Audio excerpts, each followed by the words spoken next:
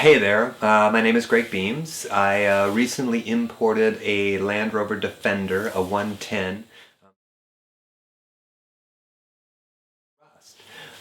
And so you can run into some unscrupulous sellers that are really just trying to misrepresent things and sell you a bucket of bolts because they can make some money doing it. And so it really is important that you do your research and figure out who it is that you're buying from.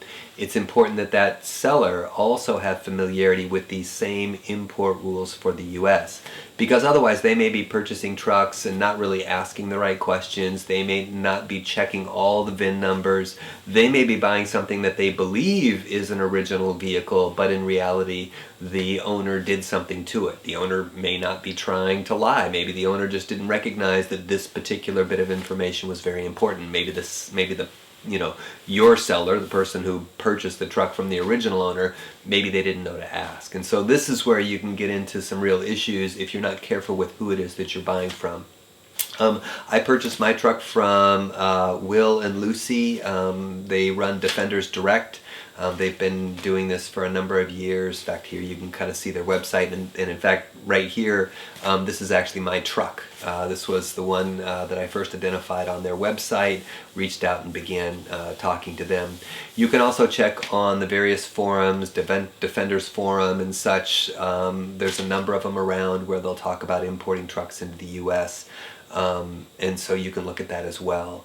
Oh, by the way, the trucks that were imported or directly by Land Rover, you'll see those referred to as NAS, or North American Specification trucks. So those are the trucks that were imported directly by Land Rover, and so that's different from the trucks that you and I might import ourselves.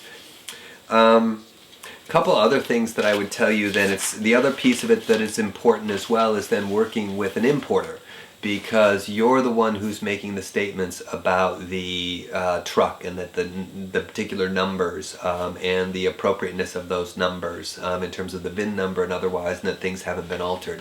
You're really the importer of record, and so you need to work with someone that you trust that's going to do a good job for you in terms of getting your truck from the seller across the pond here into the US. I worked with a gentleman, an attorney named Will Hedrick. Will was actually the lawyer that represented a number of 20-some owners whose trucks were actually inappropriately seized by Homeland Security, because Homeland Security was investigating a person in the US that was importing Defenders.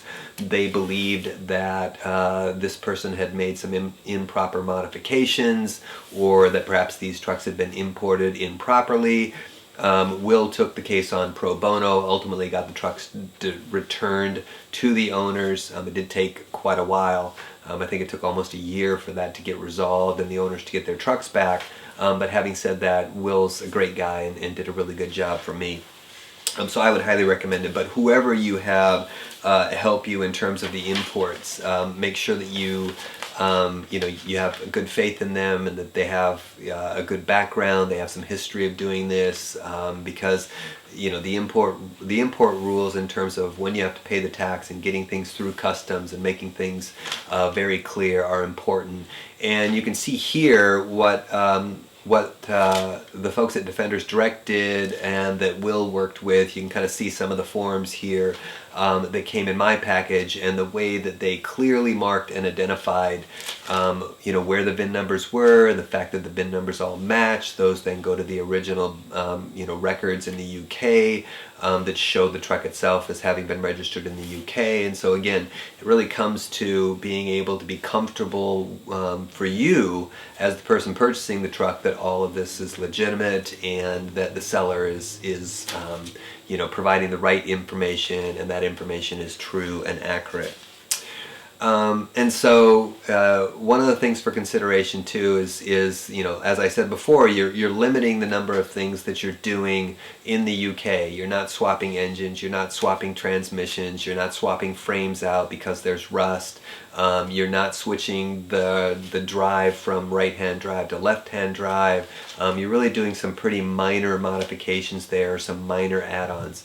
But then you also look at me and you'd say, well, wait a minute, Greg, I see, like, if I go to some of these importers that are here in the US, or these companies that are selling trucks here in the US, So you can go to West Coast Defenders, you can go to East Coast Defenders, right? You can see there's an inventory of trucks, and if you look at what they say about those trucks, you can see they have these huge Chevy engines. You know, they're clearly not original. Well, that's because once the truck's here and it's licensed in the U.S., just like any other, you know, antique car or any other U.S. car, you can do pretty much at that point whatever you want to it. An antique or classic car is not subject to EPA emissions. It's not subject to the Department of Transportation safety rules. Certainly you're going to want to have some safety items in there, seat belts and such, and there are state laws about seat belts that you can deal with in your particular state. But my point is that at that point, you can go ahead and modify things in any way that you want to. And so, for instance, in my Defender, I'm getting the engine swapped out to a Range Rover 4.6 liter V8, fuel injected with, you know, special cam and special heads, and you can do that stuff. And that's basically what folks like East Coast Defenders and others are doing.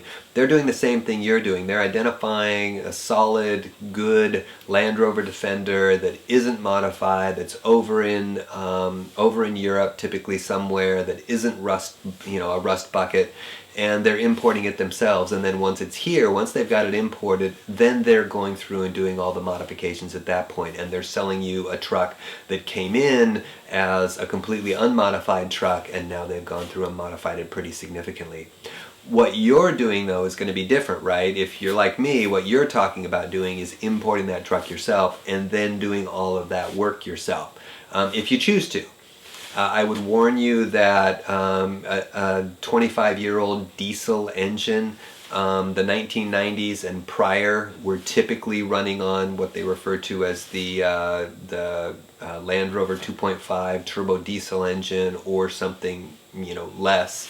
It's referred to as the 19J. That particular engine is all of maybe 80 to 90 horsepower tops.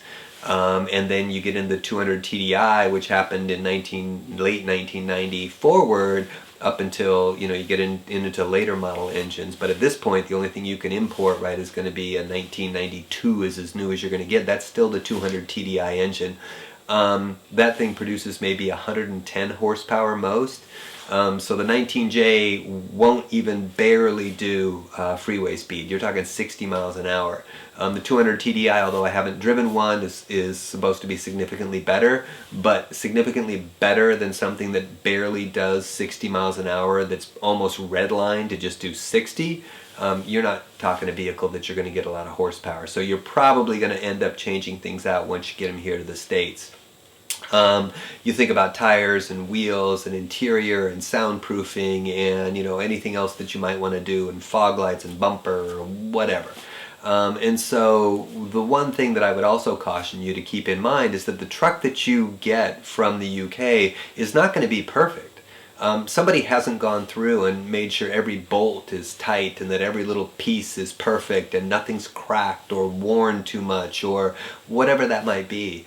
I think sometimes when people import these trucks into the US, they think that they're getting, you know, a truly bespoke vehicle. And sometimes the shady folks will advertise it as such, and it's just not, right? What you're going to get is hopefully, if you have a good seller, you're going to get a solid body, something that isn't all beat up, that doesn't have rust, that the frame's intact and it's in good shape, that's drivable today, that may have some wear and tear on the interior, but nothing that's fallen apart.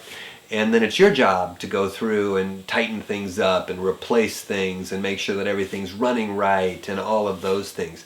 If you expect all of that stuff to have been done for you, then you should go to like an East Coast Defender or somebody else who does all that work here in the US, because that's why those trucks get sold for $120,000, because they've spent a significant amount of time going through and updating and upgrading and paying attention to all those details and really taking things down to the frame and then building them back up. And I don't speak from personal experience, that's just what I see them talk about, the fact that they do, and that equates to the price that they sell those things at. For me, I didn't want somebody to do that. I actually enjoy working on cars, and I enjoy fiddling and doing all of those things, and the parts are all available. because the Defender is such a ubiquitous animal, it's everywhere in the world, there's every kind of part you can imagine, and because Land Rover didn't change the body style over that 40-year period, anything that pretty much, for the most part, not universally, but for the most part, anything that fits a 1990 Defender, fits a 2005 Defender, fits a 2012 Defender, fits a 1988 Defender. So you've really got, you know, a smorgasbord of parts and modifications that you can do. You might have to pay a little bit more to get something into the States if it's not available by one of the dealers like Rovers North, who has parts here in the US. But as long as you're willing to kind of go through that, you can get almost anything to then go ahead and update your Defender. And that's really what the folks at East Coast or West Coast Defender or some of the other shops that do that work as well, that's the same thing that they're doing. So hopefully this has been helpful for you. I've given you some little tidbits. Hopefully I've cleared up some of the craziness that's out there, some of the misinformation. Feel free and drop me a comment or shoot me an email to let me know what your thoughts are. This is kind of, for me, it's really been a fun exploration in just learning more about Defenders, and clearly you can kind of check out where my Defender's at today. It's got some more to go. I'll probably take me another year before I'm done with it.